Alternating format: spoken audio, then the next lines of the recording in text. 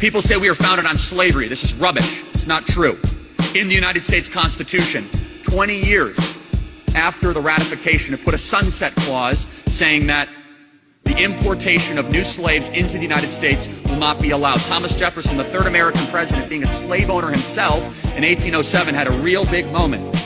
Will I actually sign the abolition of new slaves coming to the U.S. or no? And he did. Very complicated man, but he did a moral good for our country.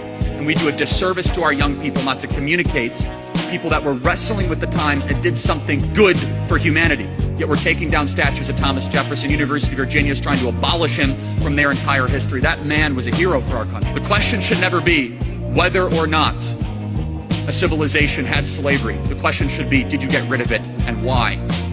Every single civilization prior to America had human ownership of human beings. Everyone. It's a brutal truth. Country was not founded on Christian principles. Our country was founded on common law because the Declaration only refers to God 4 times in the Constitution.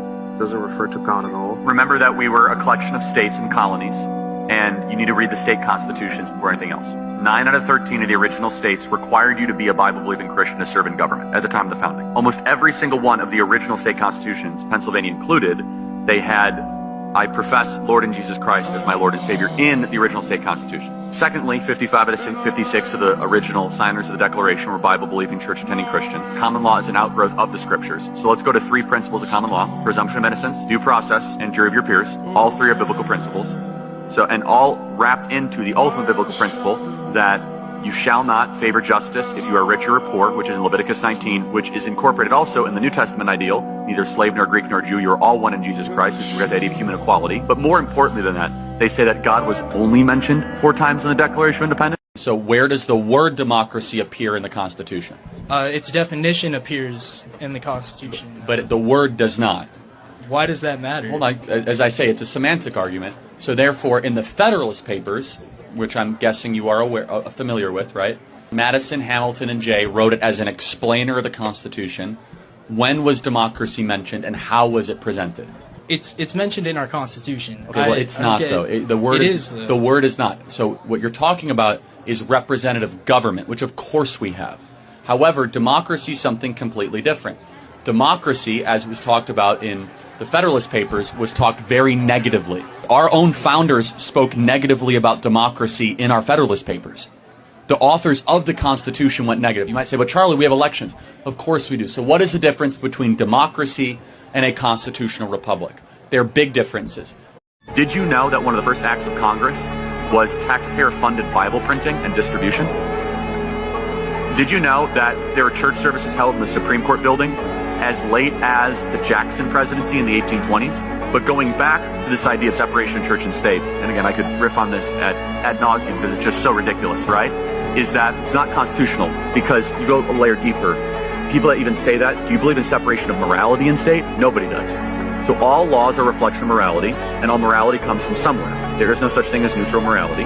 And we believe what founders believe, because they put it in the halls of Congress, they put it in the Supreme Court, and they put it all throughout the country, which is that the Decalogue, the 10 Commandments, is the core morality of how a society and a civilization should exist, right? The 10 Commandments of every person. And finally, and this is the kicker, if the Founding Fathers were not Bible-believing church-trained Christians, why did they put Leviticus on the Liberty Bell?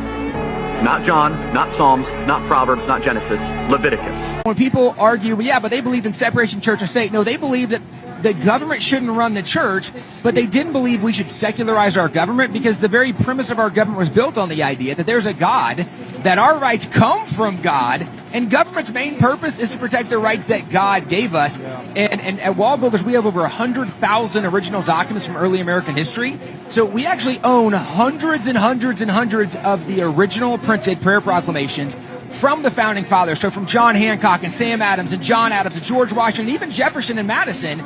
So when people today think, well, wait a second, you can't have religion in government. No.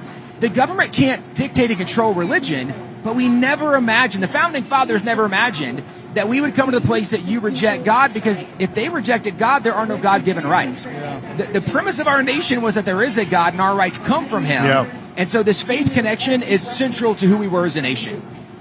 In 1776, our Founding Fathers met in Philadelphia and changed the world forever with a thing called the Declaration of Independence.